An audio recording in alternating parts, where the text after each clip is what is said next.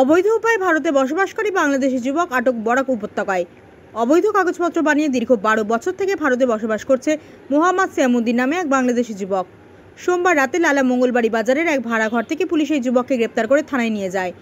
তার বিরুদ্ধে লালা পুলিশ বিভিন্ন ধারায় এক মামলা দায়ের করে। এই যুবককে আশ্রয় দেওয়ায় লালা ধনীপুর গ্রামে তাজউদ্দিন চৌধুরী নামের এক ব্যক্তিকেও গ্রেফতার করে পুলিশ। উভয়কে আজ পুলিশ আদালতে তোলা হলে তাদের জেল হেফাজতে প্রেরণ করা হয় বলে জানা গিয়েছে। লালা থানা দায়িত্বপ্রাপ্ত প্রবেশনারি ডিএসপি বি প্রদীপনাথ জানান, মোহাম্মদ সিয়ামুদ্দিন মূলত বাংলাদেশের সিলেট জেলার কানাইঘাটের বাসিন্দা। সে দীর্ঘ 12 বছর আগে করিমগঞ্জের কাঁটাতার পেরিয়ে ভারতে প্রবেশ করে। এখান থেকে চলে যায় গুয়াহাটি, তারপর চলে যায় বেঙ্গালুরু, সেখানে কয়েকদিন থেকে চলে যায় হায়দ্রাবাদে। সেখানে কর্মসূত্রে পরিচয় হয় লালা ধনীপুর গ্রামের তাজউদ্দিন চৌধুরীর পুত্র সাব্বির আহমেদের সাথে। সেখান থেকে বিগত 2 মাস আগে লালা ধনীপুর গ্রামে তাজউদ্দিন চৌধুরী পরিবারে বসবাস শুরু করেন।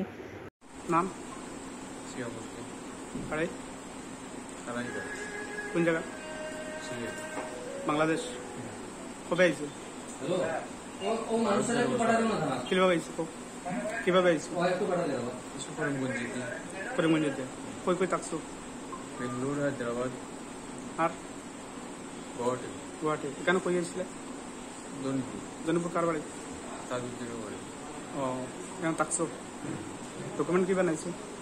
আধার কার্ড, প্যান কার্ড। কার নামে? অনক বাবন। কার নাম? নামটা কো? তাজউদ্দিন নামে। ছেলে হিসাবে? ও, এখান থেকে আইছো। কবে উঠে আনছো? লালা ঢুকাতে কালকে উঠে আনছো।